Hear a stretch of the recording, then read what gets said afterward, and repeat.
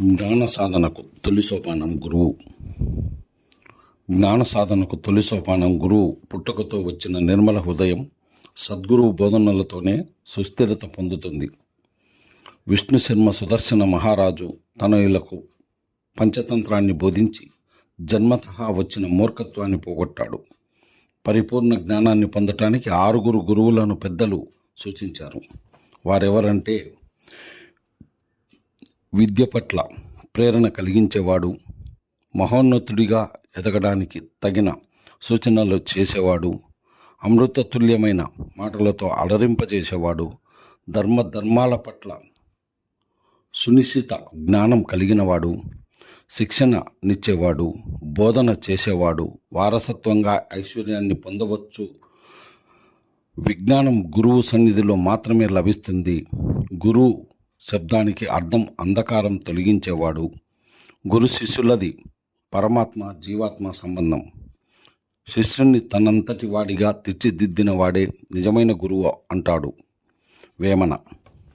తత్వజ్ఞానాన్ని బోధించే గురువు కన్నా ఏదీ అధికం కాదంటుంది విశ్వ సారతంత్ర.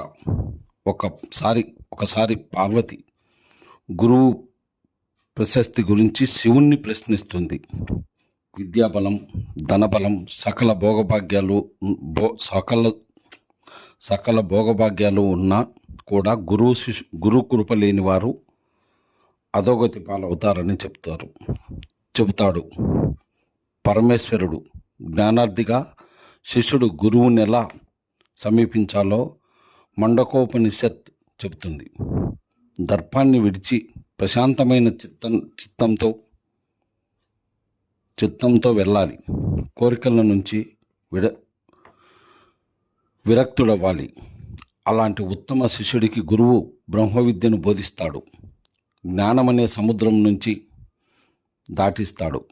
గురువును ఆశ్రయించాల్సిన పద్ధతి, ప్రశ్నించాల్సిన విధానం వివేక చూడమని చక్కగా వివరించింది. తల్లి తండ్రి సద్గతి అంతా గురువే.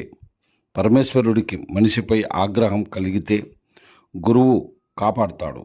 గురువుకే కోపం వస్తే ఇంకెవరు కాపాడతారని కులార్ణవ రహస్యం ప్రశ్నిస్తుంది. గురువు మనసు గురించి శిష్యుడు నడుచుకోవాలి. సీతా స్వయంవరానికి వెళ్ళిన రామలక్ష్మణులు ధనుర్యాగశాల చూడటానికి వెళ్ళి చాలా సమయం గడుపుతారు. ఆలస్యం చేసినందుకు కోపగిస్తాడేమోనని భయపడి విశ్వామిత్రుడిని సమీపించి క్షమించమంటూ పదాభివందనం చేస్తారు.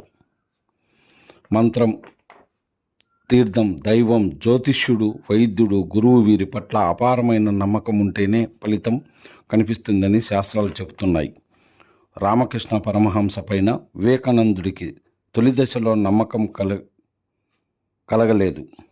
శిష్యుడి మనసు తెలిసినప్పటికీ సమయం వచ్చే వరకు మామూలుగానే ప్రవర్తించేవాడు.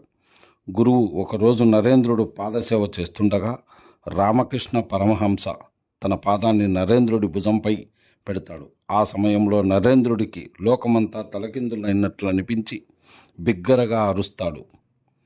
కొంతసేపటికి రామకృష్ణుడు పాదాన్ని తీసి నరేంద్రుణ్ణి అనుగ్రహిస్తాడు.